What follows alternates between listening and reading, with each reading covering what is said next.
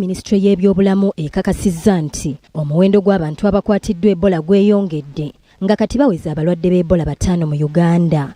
Mu kiwandiiko kino, minisitule ekizudde nti abantu 3 okuli omugoba w'emmotoka eyavuga omulwadde eyasookera ddala, omusawo eyajjanjaba omuntu gwe baasookera ddala okuzuulamu Ebola, n'omukyala munnansi w'eggwanga lya Democratic Republic of Congo, ng'ono ye yasookera ddala okujja mu Uganda okufuna obujjanjabi bw'Ebola. Wabula ng'eyamuvuga mu nnyonyi, eddwaliro eryamukolako ne be yatambuliramu, tewali n'omu yategeera nti endwadde eyali emuteganya yali Ebola.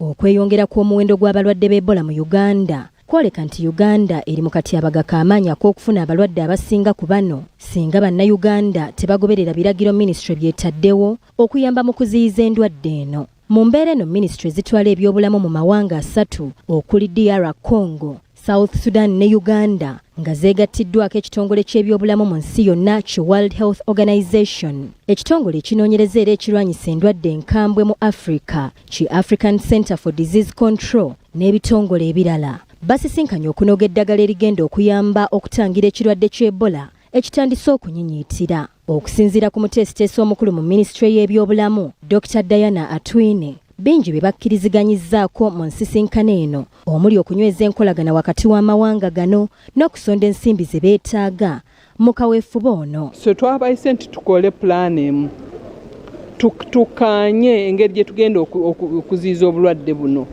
ne tukkaanya aba technical officer baffe jjo baatuula ne tukkaanya ne tukkirizaganya nti tugendeyo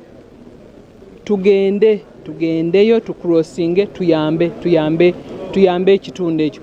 Bwe tutakikola ekyo era bajja kuba nga badduka nga bayita mu ppanya era batuleetere ki obulwadde, ne bwe tunaabeera wano mu ggwanga nga tukontrolinze obulwadde mu ggwanga. Dr. Diana Atuuse agamba nti ensimbi obukadde 214 eza $, ezeeyamiddwa abavujjiriza ab'enjawulo bakkiriza nti zigenda kukola omulimu gw'amaanyi mu kutangira Ebola naddala mu Congo gye businze okunyinyiitira. Abapleginze wonna ndowooza bapleginze nga miliyoni nga 214 awo naye za kukola pulaani eno eya DRC ne Uganda. Ebinaddako ebyo tetubimanyi. Ono era akakasizza nti Ebola mwali atambulira mu bantu era n'asaba bannayuganda okubeera bulindaala baleme kufuna bulwadde buno. Akubiriza abantu okuloppa abagwira abasenga mu bitundu byabwe nga tebamanyi mayitire gaabwe nti kubanga bangi ku bo bayingira mu Uganda nga bakozesa ppanya n'okuyitira ku mazzi ng'ate bwe batuuka kuno betuuma amannya ga wano mu ngeri y'okwekweka. Bwe baamanya nti waliwo obulwadde buno bwe batuuka wano bakyusa